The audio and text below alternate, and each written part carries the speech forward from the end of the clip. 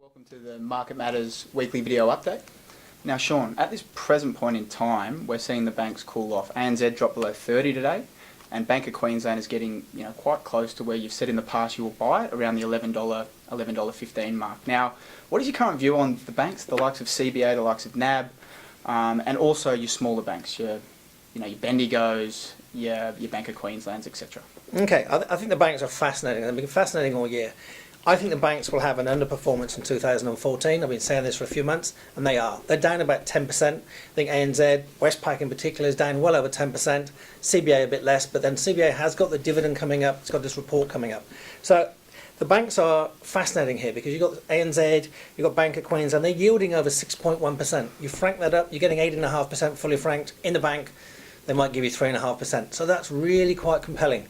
So I'm focusing on buying now. I'm actually a buyer of a sector I think will underperform. So please take a deep breath and understand that contradiction. But we've had the pullback, so I think the pullback goes a bit further. But no one picks a bottom unless you're very, very lucky. Yep. Start to buy these stocks on the back foot now. If you're buying ANZ with a great payout ratio, buy it around 6.1, 6.2%. Great. So buy it 29.75. I bought some today around 29.80. You buy it at 29.30 if it goes live. Buy a bit more under $29. Just buy it slowly. Bank of Queensland, anywhere between 10.80, I've backed off slightly because it got hammered so much today, to 11.10. Same thing, start buying some today, buy some tomorrow, buy some the next day. Just bid at a time, don't be greedy, don't try and be too clever. If CBA has a bad figure or comes back towards the $71, $72 mark, especially pre the dividend, I'd love to buy that as well. Westpac, I've got no real interest at these sort of levels. It's got the highest yield, but it's got the highest payout ratio, which means there's less fat there if things start to go wrong. Leave that alone.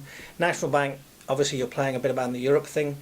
I like National Bank again. It's got the high payout ratio, high dividend yield as well, but I do prefer ANZ. Yep. It's the one getting hit the hardest because of China. It's getting hit the hardest because of the emerging markets concerns.